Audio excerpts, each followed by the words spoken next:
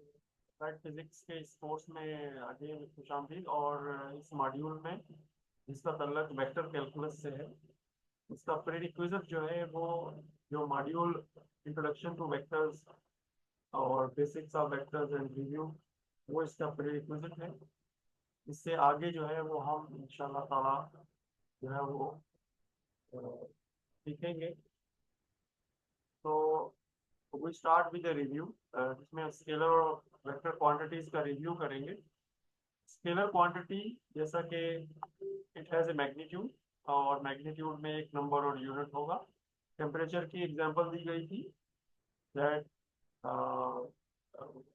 For example जो temperature है वो 37 डिग्री सेंटीग्रेड।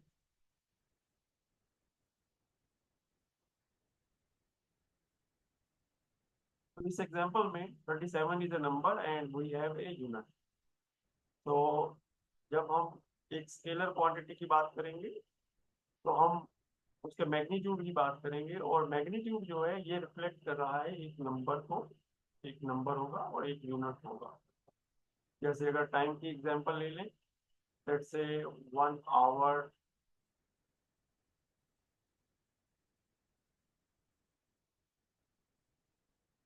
गैस की एग्जांपल लेंगे, let's say 2 kg for example. And similarly the other scalar quantities are represented with their magnitude. और अगर हम वेक्टर क्वांटिटी की बात करें, जैसे हमने इससे पहले मॉड्यूल में भी बात की थी, तो vector quantity has a direction in addition to a magnitude. तो इसमें हमने जो है वो बात की थी 5 metre towards north as an example, 5 metre towards north.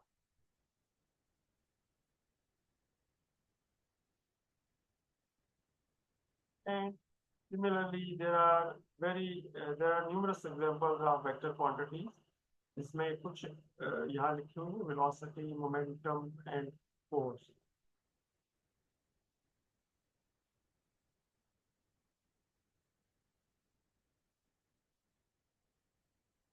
अब हम एक वेक्टर v की बात करते हैं। इस वेक्टर में, जो कि वेक्टर v की सूरत में रिप्रेजेंट किया गया है, इसकी जो टेल है वो ओरिजिन पे है। ओरिजिन जिसको हम आमतौर पे o से रिप्रेजेंट करते हैं। और इसी तरीके से इस वेक्टर का एक हेड है, तो ये एक एरो है, इसकी एक टेल है और इसका एक हेड है। तो we have a tail of the vector and we have head of that vector.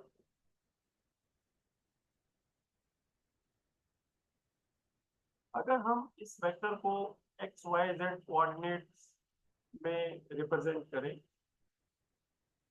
और इसके कंपोनेंट्स की बात करें, तो then we have X component जो कि यहाँ यू से रिप्रेजेंट किया गया है, and we have a Y component जो कि in the direction of Y है, it is represented with we.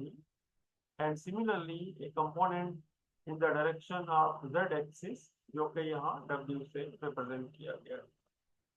We know the concept of unit vectors, जिसमें कि एक्स डायरेक्शन और वाई डायरेक्शन और जेड डायरेक्शन की तरफ हम यूनिट वेक्टर्स जो है वो लेते हैं। Let's say this is the unit vector in the direction of x axis, which is represented with I and k upon it. This is the unit vector in the direction of y, which is represented with j. And similarly, a vector in the direction, a unit vector in the direction of z axis, which is represented with k. तो इस तरह हम unit vectors जो हैं उनको represent करते हैं।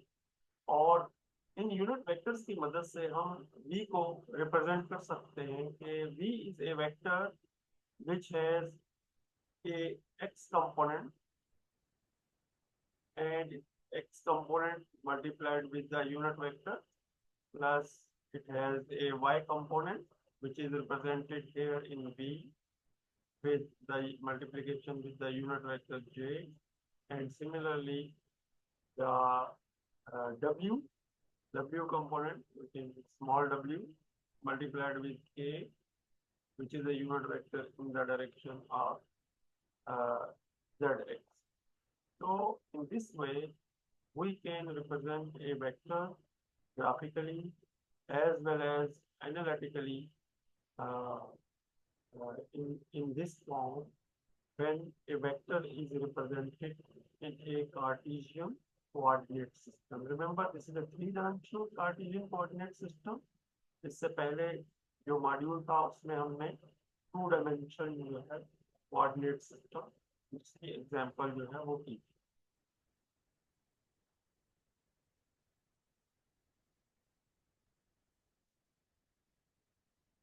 So I have to remove all the annotations before moving towards the next slide. Next slide पे जाने से पहले ये annotations मुझे remove करनी होगी.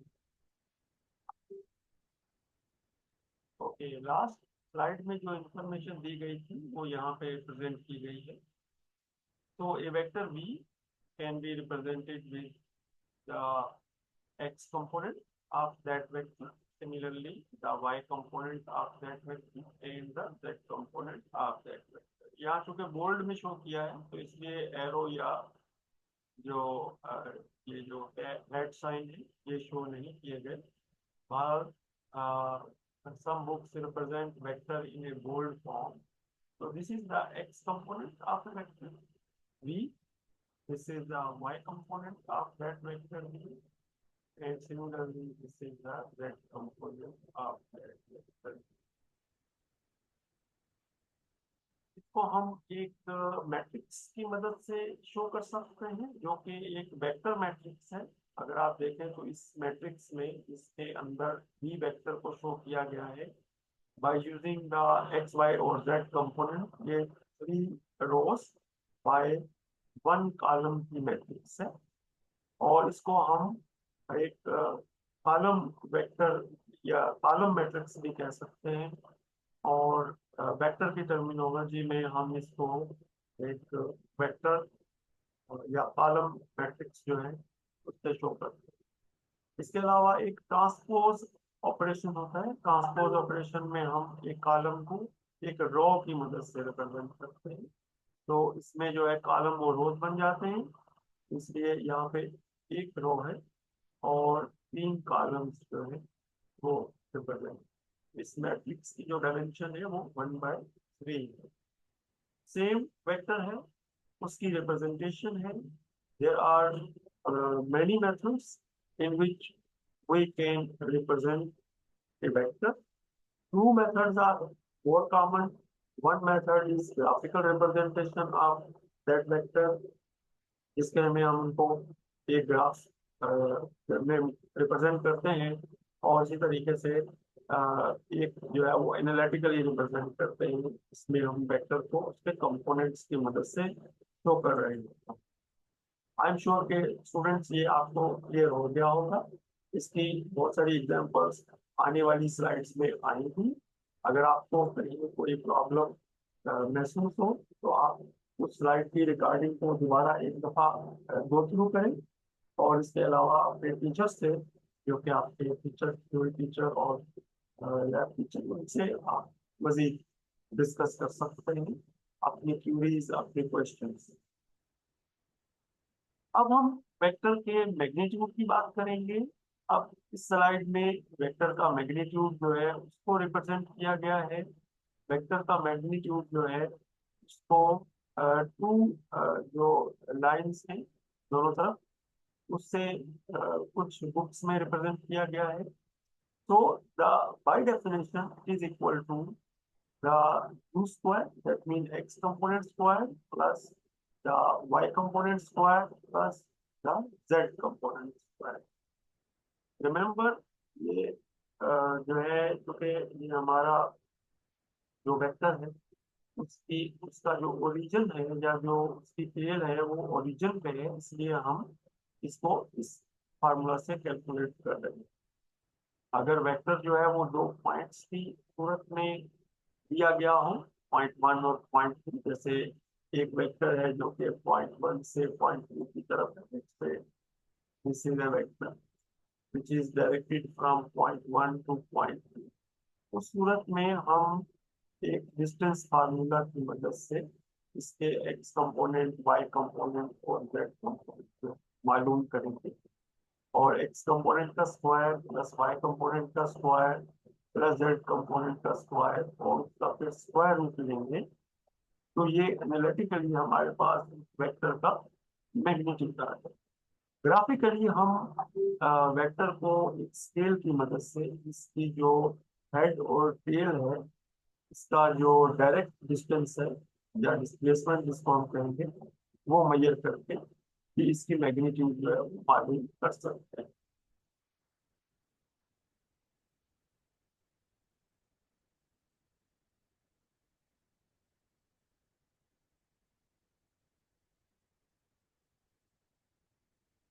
इस स्लाइड में जो कि अब आपके सामने है, इसमें हमने दो वेक्टर्स लिए हैं। एक वेक्टर v1 है और इसी तरीके से एक वेक्टर v2 है। वेक्टर v1 भी एक्स, वाई और जेड जो कंपोनेंट्स हैं उनकी मदद से रिप्रेजेंट किया गया है। u1 is the x component of v1 vector. Similarly, u2 is the x component of v2 vector. और इस तरीके से y कंपोनेंट्स हैं हमारे पास और z कंपोनेंट्स। अब इन दो वेक्टर्स को हम ऐड करेंगे। When we add these two vectors which are given to us, तो हम इनके x कंपोनेंट्स को ऐड करेंगे आपस में। सिमिलरली y कंपोनेंट्स को आपस में ऐड करेंगे और सिमिलरली हम z कंपोनेंट्स को आपस में ऐड करेंगे। इस तरह से हम किसी भी वेक्टर को जिसके जिसको हमने X Y Z coordinate axis में रिप्रेजेंट किया है या एक्स वाई जेड कंपोनेंट्स जो है उनमें रिप्रेजेंट किया है एक वेक्टर को, उसको इस तरीके से हम ऐड कर सकते हैं। इसी एडिशन को मैट्रिक्स की फॉर्म में भी शो किया गया है। अगर v1 वेक्टर को एक कॉलम वेक्टर की मदद से रिप्रेजेंट करें, v2 वेक्टर को एक कॉलम मैट्रिक्स की सूरत में रिप्रेजेंट करें, तो जब हम इनको ऐड करेंगे तो इनके इंडिविजुअल जो एक्स कंपोनेंट है वो आपस में ऐड हो जाएंगे।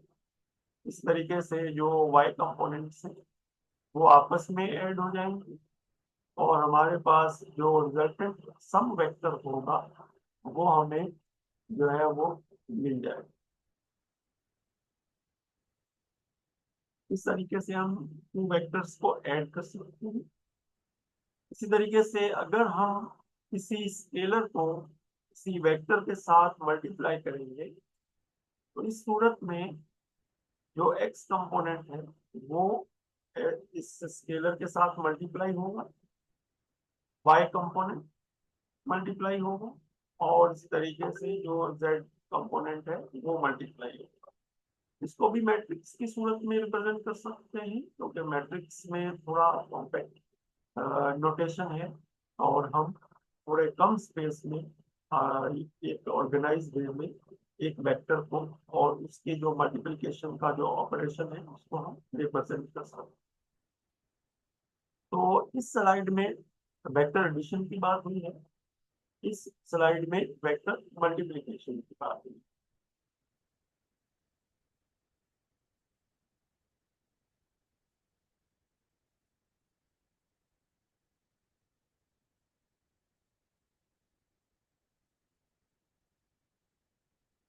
अब हम वेक्टर की मल्टीप्लिकेशन विद वेक्टर की बात करेंगे और सबसे पहले हम बात करेंगे वेक्टर की मल्टीप्लिकेशन जो कि एक स्केलर जो प्रोडक्ट है उसको generate.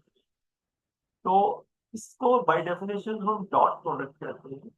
When two vectors are multiplied as a dot product, so by definition we multiply the magnitude of v1 and magnitude of v2 and the cos or cosine of the angle between them. Let's say these are the two vectors, the v1 vector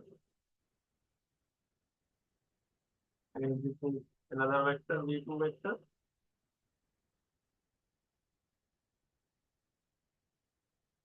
and there is some angle between them. Let's say alpha is the angle between them.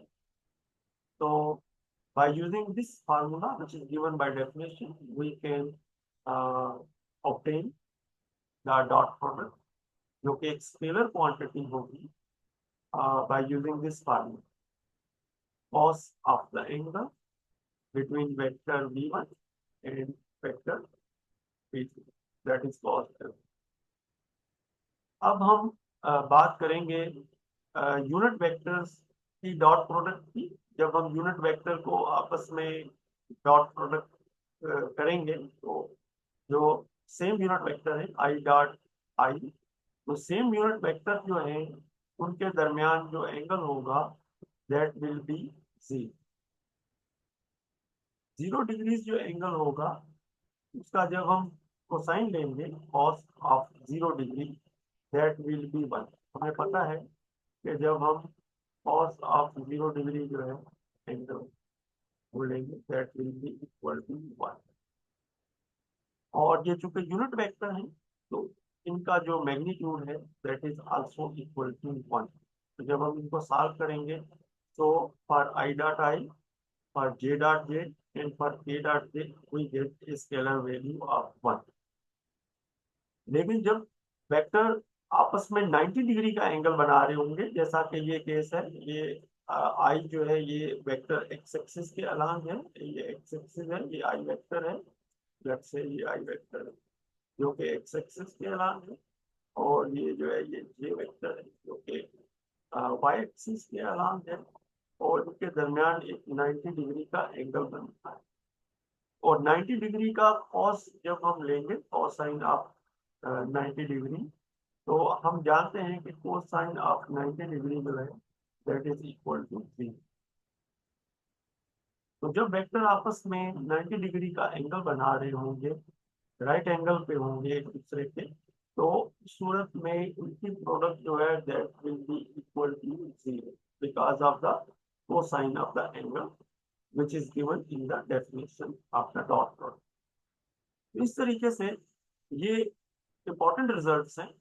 In important results को हम use करते हुए जब दो vectors को आपस में multiply करेंगे, ये डॉट प्रोडक्ट है, ये v1 वेक्टर को उसके कंपोनेंट्स की सूरत में रिप्रेजेंट किया गया है, तो उसी तरीके से जो v2 वेक्टर है उसको उसके कंपोनेंट की सूरत में रिप्रेजेंट किया गया. जब हम इनको मल्टीप्लाई करेंगे तो बाय यूजिंग दीज रिजल्ट्स जो कि ये ऊपर दिए गए हैं, we get the final result जो कि x component multiplied together, v1 का एक्स कंपोनेंट, v2 का x component, they multiplied together and plus the y component of those two vectors multiplied, the product of those y components and the product of the z component. So it is a sum of the product of respective components of those two vectors. जब हम एक dot product लेते हैं, ये एक important result है जो कि मल्टीप्लिकेशन या डॉट मल्टीप्लिकेशन में हम यूज करते हैं, जबकि जो v1 और v2 दो वेक्टर्स जो हैं वो x, y और z में गिवन है.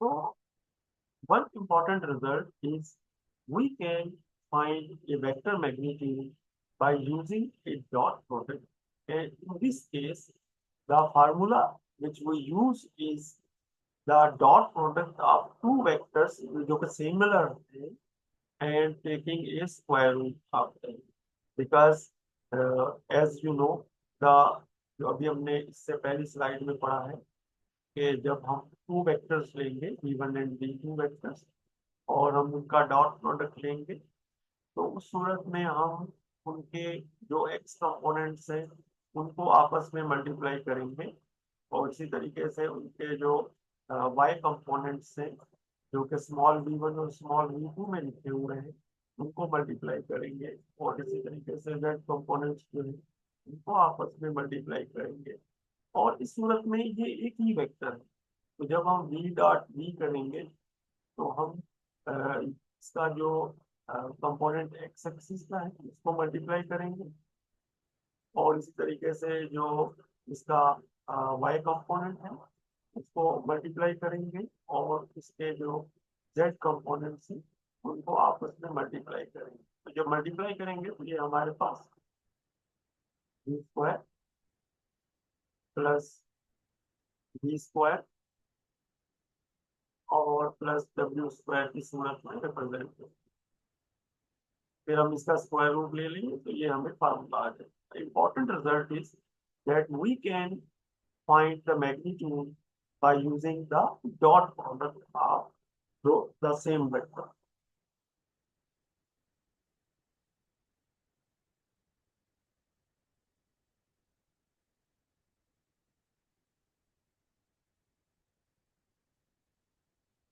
Another important result is with the vector projection. Remember जब हमने vector projection की बात की थी, vector components की बात की थी, तो हमने कहा था कि कोई भी वेक्टर जो है, let's say this is any vector, it vector has a x component. Let's say this is a vector. So a vector has a x component in the direction of x-axis, which is represented with ax, and similarly there is a y component of that vector which is in the direction of y-axis. So this is ay. So any vector जिसको हम x Y coordinate system में represent करेंगे उसमें उसका जो projection होगी वो x direction में और इसी तरीके से वाई डायरेक्शन में हम कैलकुलेट करेंगे। अब अगर हमें कोई से दो वेक्टर दिए जाते हैं, let's say v1 and v2 are two vectors and they are having angle alpha between them, so we can find the projection of one vector onto the other vector।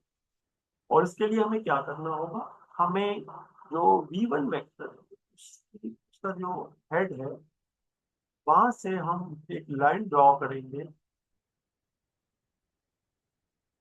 Head of v1 vector. इससे हम एक line draw करेंगे जो कि 90 degree का angle बनाएगी on v2 vector. और ये जो आपको ब्लू लाइन नजर आ रही है ये रिप्रेजेंट करेगी वेक्टर v1 की प्रोजेक्शन ऑन वेक्टर v। ये कैसे मालूम होगी, ये एक डॉट प्रोडक्ट के फार्मूला से मालूम होगी जिसमें हम कैलकुलेट करेंगे v1 dot a unit vector in the direction of v2। So we calculate a unit vector in the direction of v2 and we make a dot product of that। So what is the result? The result will be a projection of v1 in the direction of v2। और इसका formula यहाँ लिखा हुआ है। The formula is when we divide the magnitude any vector by its magnitude, we get a unit vector in the direction of that vector. So this is actually the formula for obtaining the unit vector in the direction of v2 vector। So after taking the dot product, we get the result which will be the v1 magnitude into the cos of the angle between these two vectors। So similarly, we can find the projection of v2 on vector v1। अब जब हम एक line draw करेंगे तो it will make a 90 degree angle और ये projection थोड़ा बड़ा होगा इस वेक्टर v1 से। So we have to extend the line, ये इस पे v1 मौजूद है तो we have to extend it and then we use v2 dot the v1 vector। इस केस में क्या होगा, we use v2 dot the unit vector in the direction of v1। and which is given by this formula जो कि यहाँ पे दिया गया है, and we get V2 magnitude cos of the angle between these two vectors.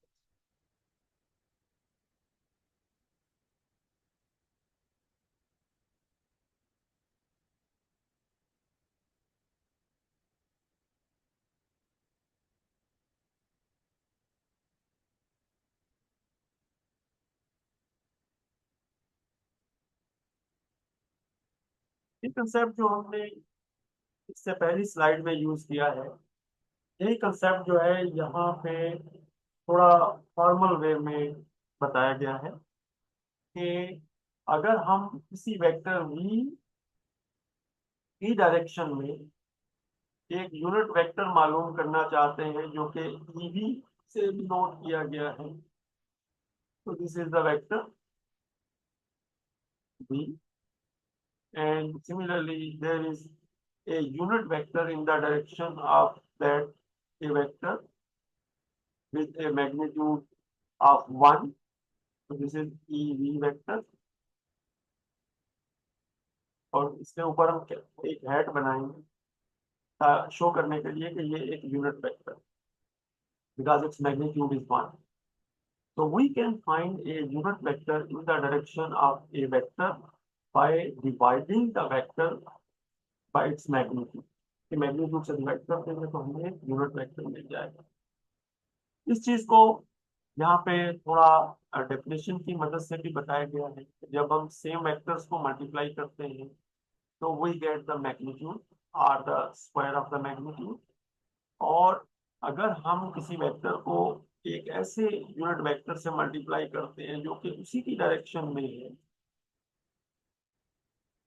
Then we get the magnitude of that vector direct.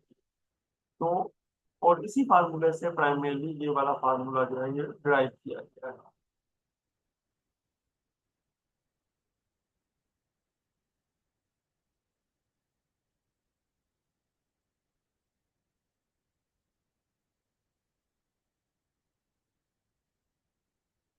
तो we take the product of two vectors जिसका result भी एक वेक्टर है, इसको एक graphical representation से show किया गया है।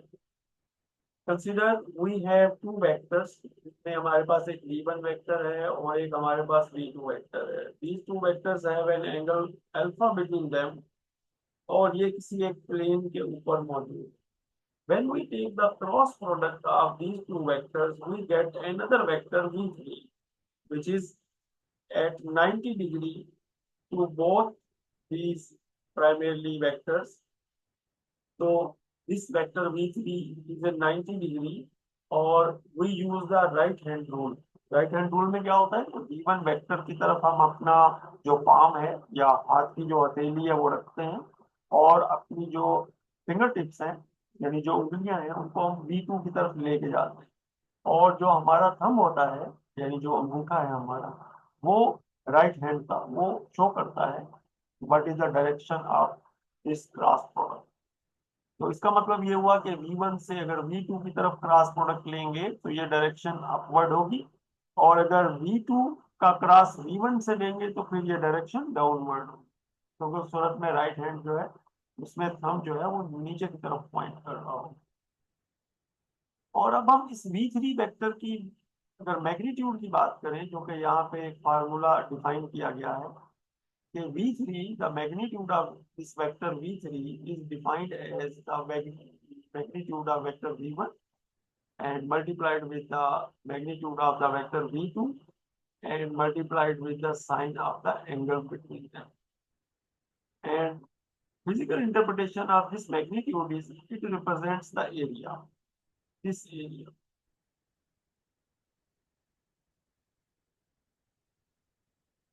So this vector primarily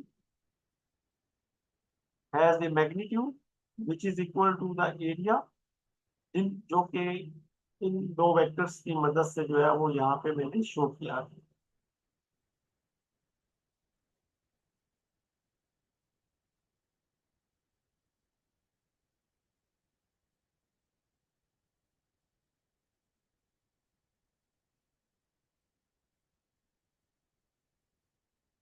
Now, when we calculate the cross product of two vectors, we have to solve this determinant. इस determinant को हम solve करते हैं. इस determinant को solve करते हैं जिसमें हमारे पास जो है वो यूनिट वेक्टर्स जो इसका पहला रो बनाते हैं, और जो v1 वेक्टर के कंपोनेंट्स जो है वो इसकी सेकंड रो, और जो थर्ड रो है उसमें v2 के कंपोनेंट्स जो है वो हम लिस्ट करते हैं या इसके मेंबर के तौर पे लिखते हैं. उसके बाद इस डिटर्मिनेंट को हम ओपन करते हैं. ओपन करने के बाद जो है वो हमारे पास, हम उसको एक मैट्रिक्स फॉर्म में भी रिप्रेजेंट कर सकते हैं. इसकी डेफिनेशन जो है वो मॉड्यूल 1 में हमने दी थी, और इसमें हम इसको यूज करेंगे.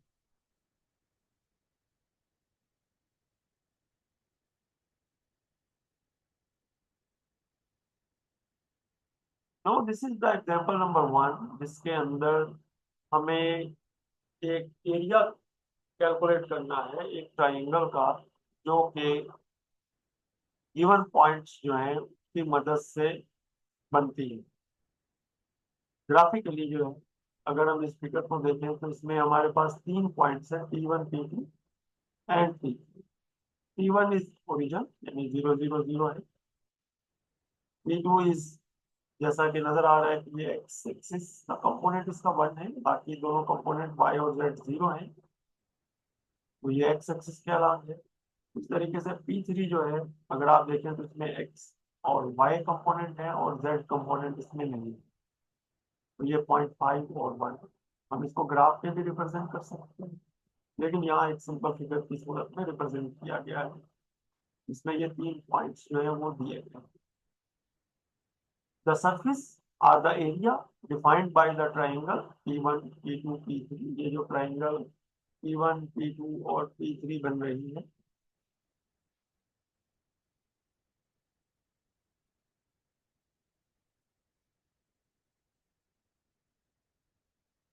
that can be computed by using the cross product. इसमें हम इस एरिया को इस फार्मूला से मालूम करेंगे, जिसमें के P1, P2 वेक्टर और P1, P3 वेक्टर को क्रॉस प्रोडक्ट की मदद से जो है वो दर्ज किया गया. तो जब हम P1, P2 वेक्टर को लिखेंगे और इसी तरीके से P1, P3 वेक्टर को लिखेंगे और उनका क्रॉस प्रोडक्ट लेंगे और उसको 0.5 से मल्टीप्लाई करेंगे, क्योंकि जो बाई डेफिनेशन है वो ये दो वेक्टर यहाँ से P1 से P2 की तरफ और P1 P3 से, इनका जो एक्चुअल हमें एरिया मिलेगा, अगर हम सिंपली इनको आपस में क्रॉस प्रोडक्ट लेते हैं तो वो इससे डबल होगा. तो चूंकि ये एक ट्राइंगल है और ये दो पॉइंट्स को मिला रही है जो कि अपोजिट साइड पे है, तो अ, एक डायगोनल की मदद से ये जो भी हमारे पास एक शेप बन रही है फोर साइड की, तो ये इसका जो है ये हाफ होगा. इसलिए फार्मूला में 0.5 यूज किया है. 0.5 multiplied with P1, P2 vector and cross product with P1 and P3 vector. अब सबसे पहले P1, P2 वेक्टर को लिखेंगे by using the distance formula, जिसमें x2 minus x1, y2 minus y1, z2 minus z1, जो कि सिंपल एक distance formula है, एक डिफरेंस है. तो इस डिफरेंस की मदद से जो है वो हम एक्स कंपोनेंट मालूम कर लेंगे, जो वेक्टर P1, P2 को रिप्रेजेंट कर रहा है, और इसी तरीके से वाई कंपोनेंट और जेड कंपोनेंट मालूम करेंगे.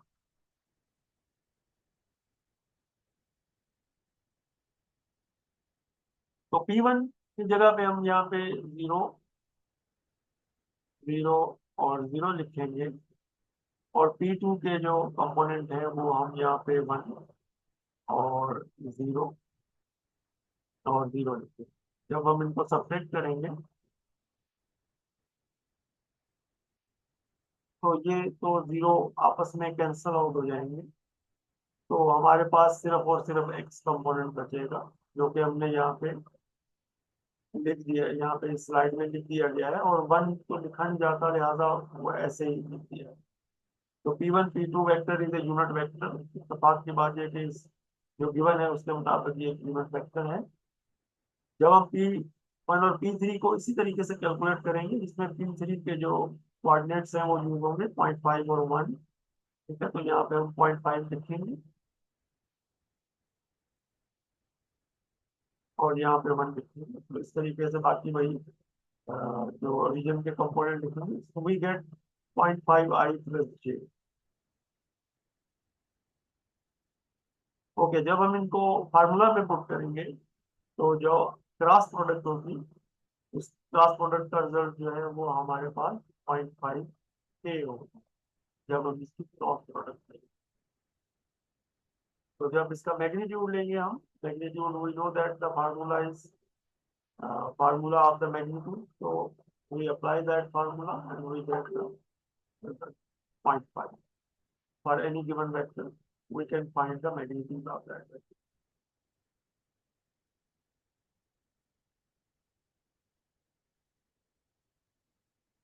इधर ये एग्जांपल आपकी समझ में आ गई होगी। इसमें कुछ स्टेप्स जो है वो आपको एडिशनली करने पड़ेंगे। उन स्टेप्स को हम यहाँ पे भी देख सकते हैं। जैसे हमने इस वेक्टर को आपस में मल्टीप्लाई किया है 0.5 क्रॉस 0.5 I प्लस j। अगर हम इस एक सिंपल जो है वो फॉर्मूलेशन को यहाँ से यहाँ लिखते हैं, तो we have to solve the determinant.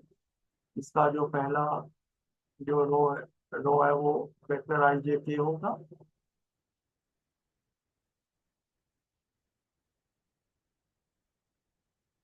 और ये मतलब पहला वेक्टर में सिर्फ एक्स कंपोनेंट है, तो यहाँ पे हम 0.5 लिखेंगे। और वाई और जेड कंपोनेंट इसके 0 हैं। इसी तरीके से दूसरा वेक्टर जो है उसमें 0.5 आएगा आई यानी एक्स कंपोनेंट में, जे में 1 होगा। और इसका के कंपोनेंट नहीं है तो यहाँ 0 आएगा। जब हम इसको ओपन करेंगे तो पहले ये डिटर्मिनेंट का जो मेथड है ओपन करने का, ये वैल्यूज आपस में 0 0 और ये आपस में मल्टीप्लाई होके जो इसका कंपोनेंट आई की डायरेक्शन में है वो कंप्यूट होने के बाद 0 आएगा माइनस। अब जे कंपोनेंट की बात करेंगे, जे कंपोनेंट भी 0.5 और ये आपस में मल्टीप्लाई होंगे तो ये भी 0 ही बन जाएगा। और इसके बाद के कंपोनेंट की बात करेंगे। अब के कंपोनेंट की जब बात करेंगे तो 0.5 1 से मल्टीप्लाई होगा माइनस ये, तो 0.5 के हमें आंसर मिल जाएगा। इस तरीके से हम वो जो स्टेप यहाँ पे दिया नहीं हुआ है स्लाइड में, हम जो है ये 0.5 के मालूम कर लेंगे। अब जब हमारे पास एक वेक्टर 0.5 के में आ जाएगा, अब हम उसके बाद उसका मैग्नीट्यूड कैलकुलेट करेंगे। मैग्नीट्यूड यहाँ पे इसका कैलकुलेट कर लेते हैं। मैग्नीट्यूड जो होगा, यानी इसकी बात कर रहे हैं हम, मैग्नीट्यूड जो होगा वो होगा स्क्वायर रूट ऑफ एक्स 0 का square plus square root of Y component जो कि -0 है, तो -0 का स्क्वायर। 0 का स्क्वायर हमें पता है 0 ही होगा प्लस 0.5 का स्क्वायर, 0.5 का स्क्वायर। सॉरी ये माउस थोड़ा सा मेरा, ओके 0.5 का स्क्वायर, ये स्क्वायर है और इसका हम अंडर रूट, ये टर्म तो 0 हो जाएंगी and we get the 0.5 square और स्क्वायर रूट जो कि आंसर में दे देगा 0.5। Because because of the given coordinates, the question is easy to solve, but if the coordinates are given different, so we have to go through all the steps to solve and find the area of that triangle. उम्मीद है कि student इस सवाल को समझ गए होंगे।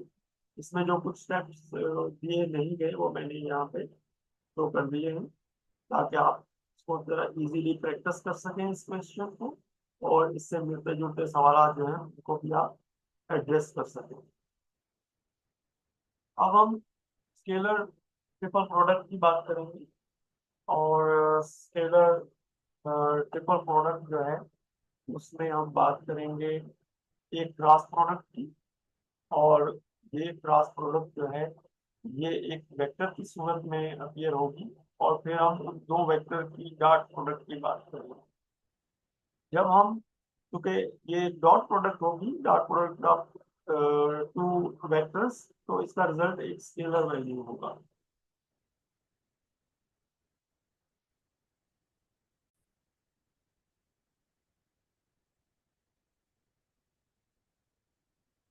इस डायग्राम में हमें तीनों वेक्टर्स दिए हुए हैं, जिसमें हम देख सकते हैं कि एक वेक्टर v1 है, और इस तरीके से एक वेक्टर हमारे पास v2 है, और एक वेक्टर v3।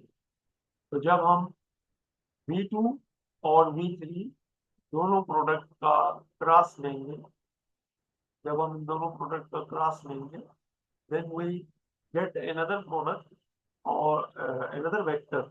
और उसके बाद हम उसका जो है वो डॉट प्रोडक्ट जो है वो ले रहे हैं।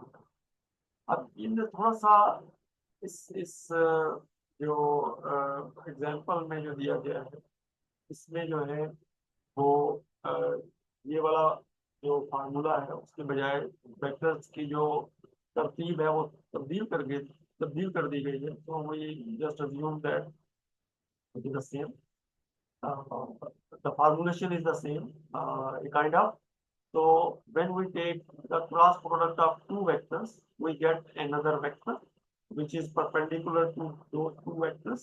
इससे पहले वाली स्लाइड में हम ये चीज देख चुके हैं और सीख चुके हैं कि there will be a third vector, जो कि उन दोनों वेक्टर्स v1 और v2 के perpendicular होगा। And when we take a dot product of this vector with another vector, so what we get? We get primarily the volume of the shape, जिसकी जो तीन साइड्स होंगी वो इन तीन वेक्टर्स की मदद से रिप्रेजेंट की गई है। So an application of scalar triple product is to calculate the volume of a shape जिसके तीन साइड्स जो है वेक्टर्स रिप्रेजेंट कर रहे हैं।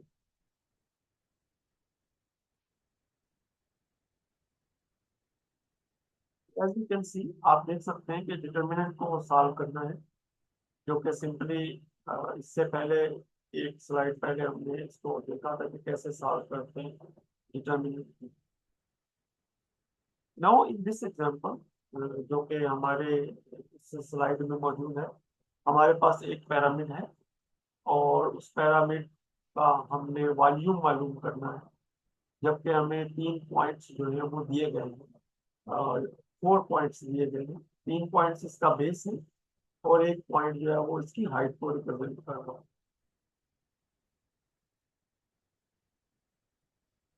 तो we find the volume by using the formula. Suppose this formula is given to you and you have to calculate, first find the vectors, and then you have to multiply those vectors in a scalar triple product form। आप vectors को, जो कि P1 P4 है, P1 P4 vector ले रहा, and similarly P1 P2 vector and P1 P3 vector. These are the three vectors, and we use the formula, and after we find those uh, results, we get the answer which is 0.25। इसके steps भी आप explore कर सकते हैं। Let's see, अगर हम P1 और P4 लिखते हैं सबसे पहले,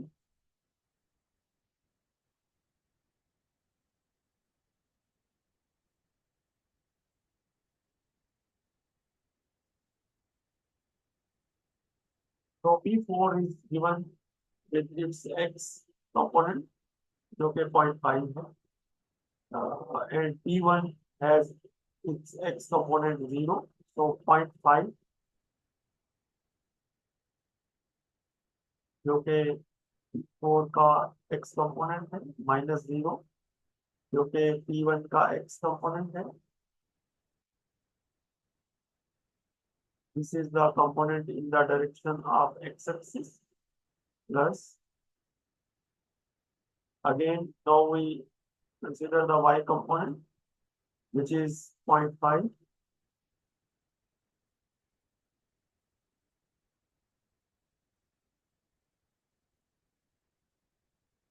minus 0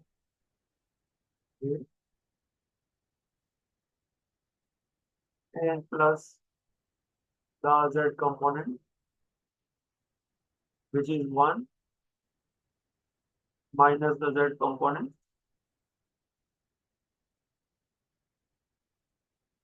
Okay, the z direction. So as you can see, this vector is given here. And similarly, we can calculate the P1, P2 vector and P1, P3 vector and the cross product, which will become out as K after opening this dot product. क्योंकि इसमें Z component ही है, Y और X जो है वो मौजूद नहीं है, तो this one will be multiplied with 1 and 0.5 multiplied with 1 will become 0.25. 0.25 is the part of the formula, क्योंकि ये उस शेप का 1/4 है जो कि इससे पहले स्लाइड में हमने फार्मूले की मदद से देखी. So this is the work students that you have to do. आप formulas को थोड़ा सा और examples को तमाम steps के साथ करें. और if you find any difficulty, आपको कोई problem महसूस होती है या कोई आप समझते हैं कि इसमें आपको गाइडेंस की जरूरत है, कुछ हेल्प की जरूरत है, तो contact your teacher.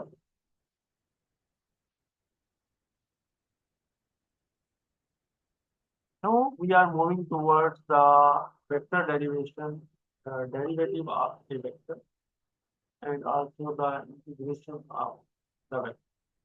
तो सबसे पहले जो हम ऑपरेटर स्टडी करेंगे या जो operator that is called gradient of a scalar and directional. This is the topic and directional derivative. But first we have the del operator. The del operator, which is also called the nabla operator in many texts, it is a vector quantity जो कि एक triangle की सूरत में, जो कि triangle का जो reverse triangle की सूरत में जिसकी टॉप और बॉटम आपस में चेंज कर दी गई है, और इसमें जो है वो एक पार्शियल डेरिवेटिव क्लियर होता है. The derivative with respect to x in the direction of x-axis and plus the derivative, the partial derivative in the direction of y and the partial derivative with respect to z in the direction of z-axis.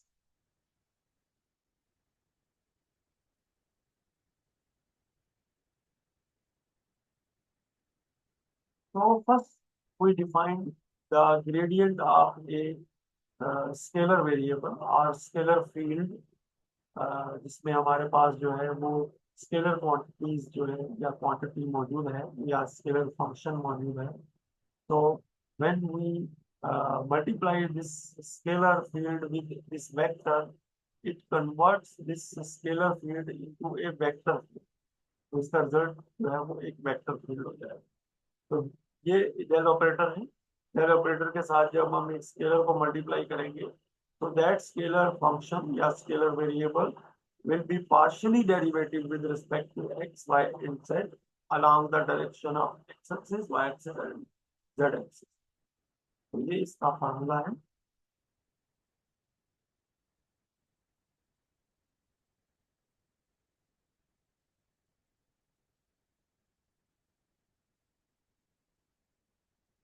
तो gradient of a scalar field, gradient of a scalar field is a vector field which indicates the value of s changes with position in both magnitude and direction.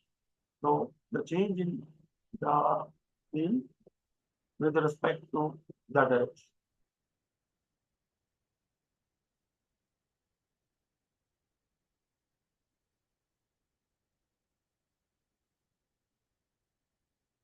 तो इसमें vectors के जो rules हैं वो applicable होंगे। इसमें कि अगर हम डॉट प्रोडक्ट की बात करें या प्रोजेक्शन की बात करें तो वो सारे जो रूल्स हैं वो इसमें एप्लीकेबल होंगे। अब हम डायरेक्शनल डेरिवेटिव की बात करेंगे। जो डायरेक्शनल डेरिवेटिव है that is derivative in primarily to a certain direction. So the projection of this vector field in a certain direction, which is given with a unit vector EL, can be found by using this formula, जो कि यहाँ represent कर किया जा रहा है. The derivative of S with respect to the derivative of L is equal to the vector field dot product with the unit vector. और जब हम इसका फार्मूला लगाएंगे तो we take the magnitude of the vector field and the cos of the angle between these two vectors. So this result is called a directional derivative of S along the direction of the unit vector. थोड़ा सा description कोई सी long है, but it has the concept of a derivative of a scalar function which is obtained by taking the dot product of two vectors. And this dot product is primarily a projection of that vector field in a direction which is specified by a unit vector. एक unit vector में जो direction specify किया है उसकी direction में उस vector field की projection है.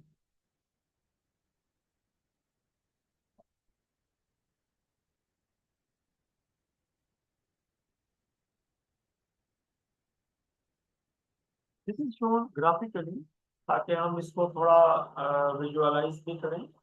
इसमें अगर आप देखें तो हमारे पास एक स्केलर फील्ड है.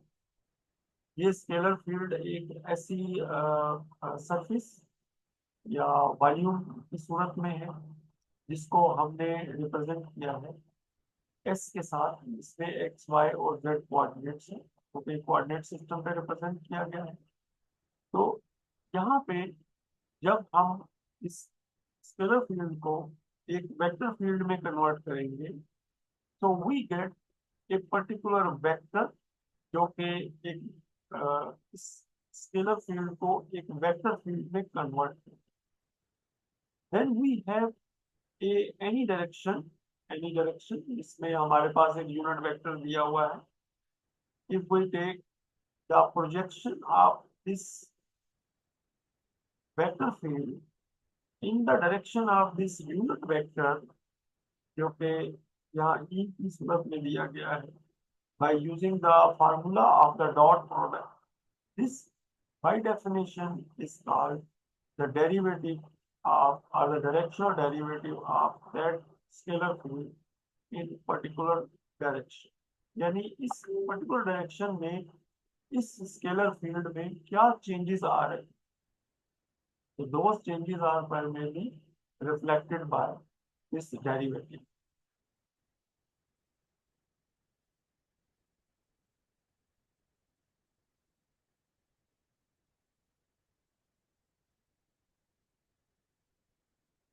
So we take one example और इस एग्जांपल में हमें एक फंक्शन दिया गया है जो कि एक स्केलर फील्ड है. अगर आप देखें इस फंक्शन को एक्स वाई में रिप्रेजेंट किया गया है x square y plus y square z plus z square x.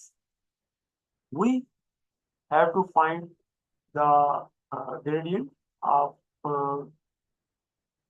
f. That means we have to find the vector field which is represented by this scalar field by multiplying it with the del operator, and we have to represent it at point 320. तो उसमें हमें x की जगह पे 3 रखना है, y की जगह पे 2 रखना है और z की जगह पे 0 रखना है. Then we have to find the derivative at point 320 along the direction जो कि ये डायरेक्शन जो है वो दी. इसका मतलब ये हुआ कि we have to find a unit vector in this direction and then we take the dot product. Yes, yes.